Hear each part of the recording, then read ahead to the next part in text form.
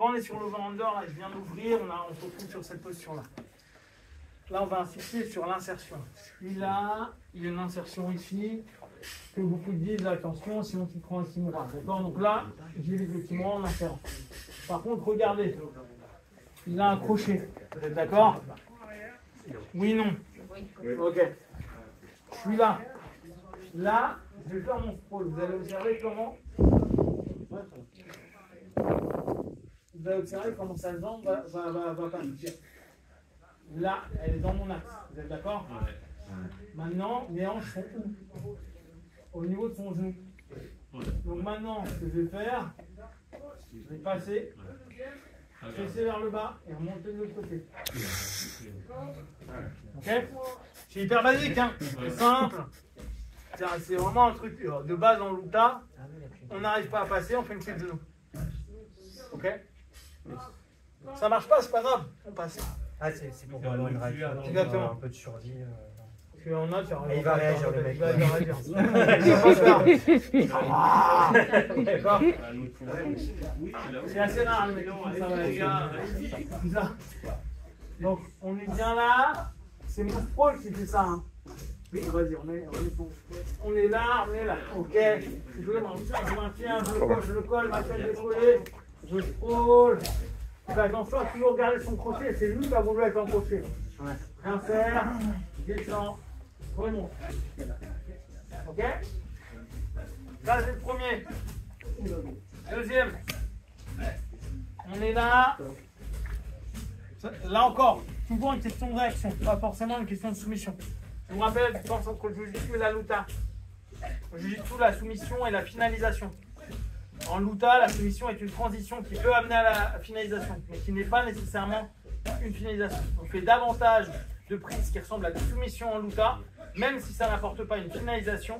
Par contre, Jiu-Jitsu, à la base, on ne doit pas attaquer pour rien, on attaque que quand on peut soumettre vraiment, c'est-à-dire finir le combat. C'est pour ça qu'il y a toujours le truc de non, je ne fais ma clé que quand, ma clé, mon étranglement, quand je suis sûr que ça passe. Que je lui pète le bras, lui pète la nuque ou je l'endors. Sinon, je ne fais pas. D'accord? Aujourd'hui, on est devenu chouchou avec le MMA où on fait plein de tests. Mais dans l'absolu, ce n'était pas l'idée. L'idée, c'est que je ne fais ça que pour finaliser le combat. En Luta, c'est waouh, vas-y. On le fait, de toute façon, il me faut des grippes. Et les grippes sont souvent guillotines pied parce que ça me permet de contrôler un peu le partenaire. Et si ça passe en même temps, je le fais. C'est exactement ce qui se passe là. Je le fais, si ça passe, tant mieux. Ça passe pas, ça me permet de continuer mon action en ayant moins de problèmes avec mon partenaire. Okay? Même principe. Je suis ici, je suis là. Mon partenaire recule, on revient au truc de tout à l'heure. Je reviens ici. Donc on revient sur un truc classique. Mon avant-bras, là, je ramène. Ici, c'est sympa comme tout. Je prends et je remonte. Là encore, il ne tape pas, je m'en fous. Sauf que qu'est-ce qu'il va faire comme réflexe? Il va taper. Ça marche pas, voilà. Sauf que là, il vient de me donner un passage rapide d'un côté. Là, j'ai complètement décomposé son jeu.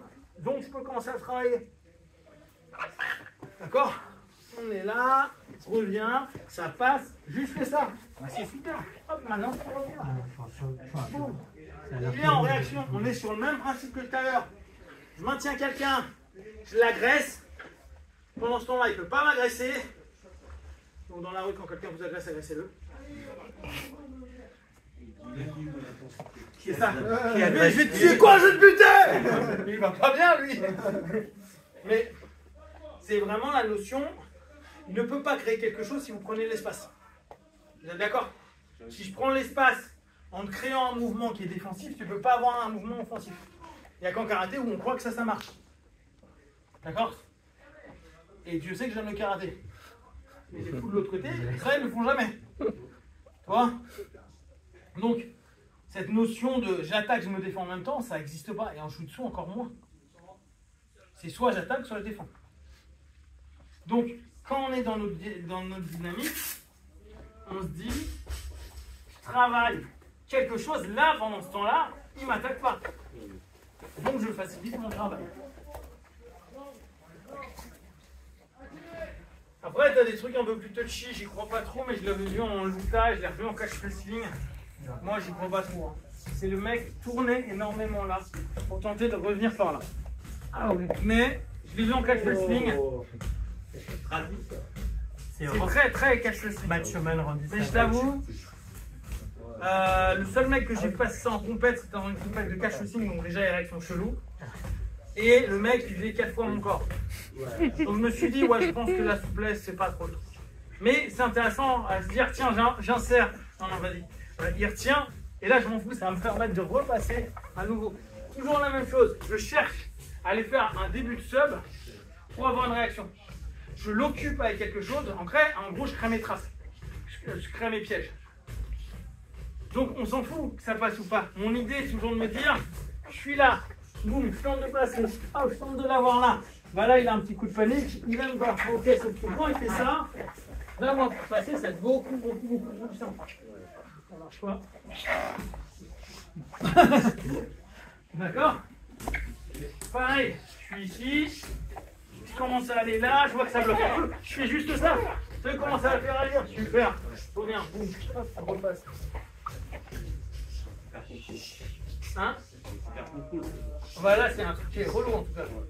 Ok, allez. Merci. 5. Vas-y, mec.